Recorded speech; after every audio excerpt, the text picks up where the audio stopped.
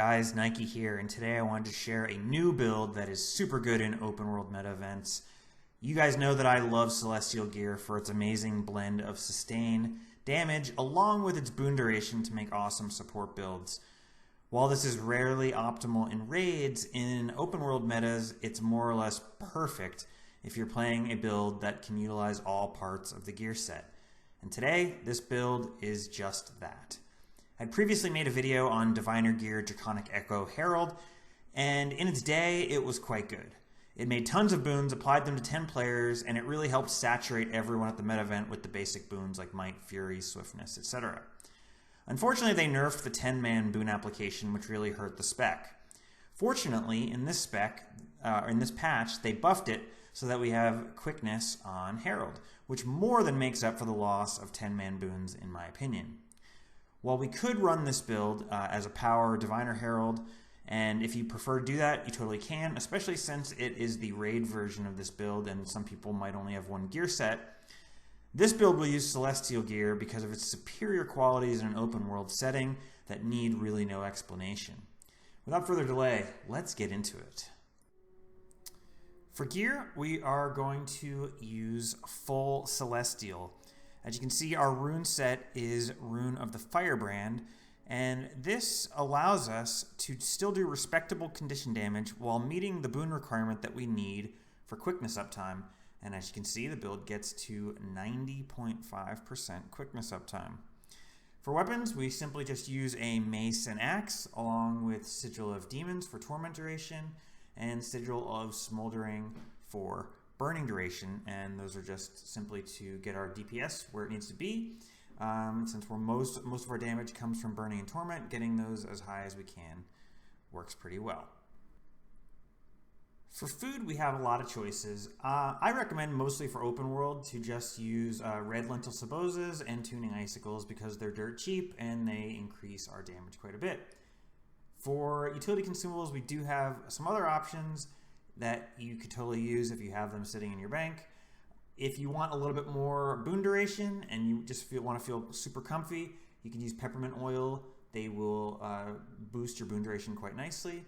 If you want a little bit more damage, you can get more condition damage by using magnanimous tuning crystals or by using furious tuning crystals, which will get you condition damage and a little bit more condition duration. They're all very good choices, and you can sort of tailor which one you pick based on what you need. But again, like I said, the default simple choice are the dirt cheap red lentil sabozas and tuning icicles. It should be said, however, if you have the Feast of Birthday Cake, we are a Celestial build.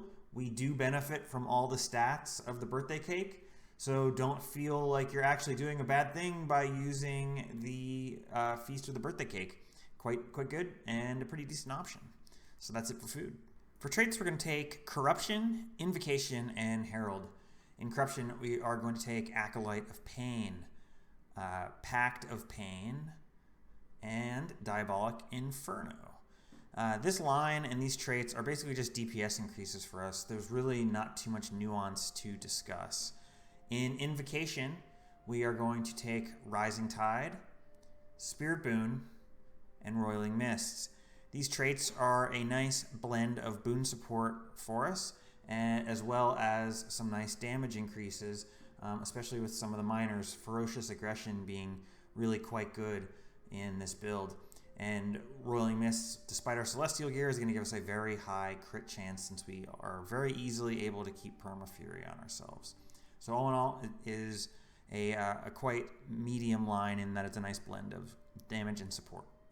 In Herald, we're going to take Elder's Respite, Shared Empowerment, and Draconic Echo. In my opinion, True Nature, not really the correct choice here since we are rarely going to activate and consume our F2. We'll mostly just activate it and keep it on in the background and never actually consume it.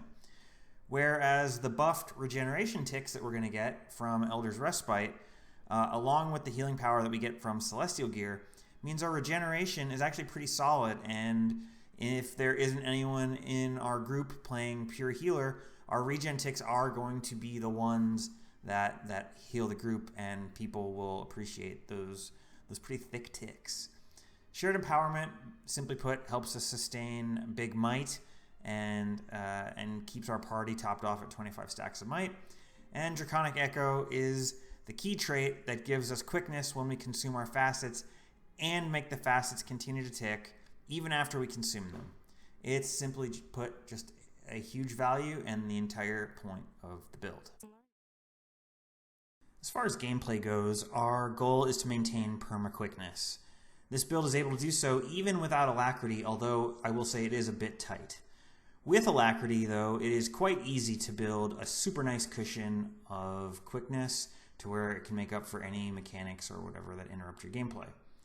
Alacrity is also becoming more common at large open world events, and you're likely to come across some. And even if your Alacrity uptime is spotty at these events, even a little bit of Alacrity will make your uptime for your quickness very cozy. The key to the rotation is activating facets of Darkness, Elements, and Strength immediately upon swapping to Dragon. Use and consume Facet of Chaos anytime it is off cooldown. You'll want to camp Dragon until Darkness, Elements, and Strength come off cooldown, and then use and consume them again and swap to Demon Stance.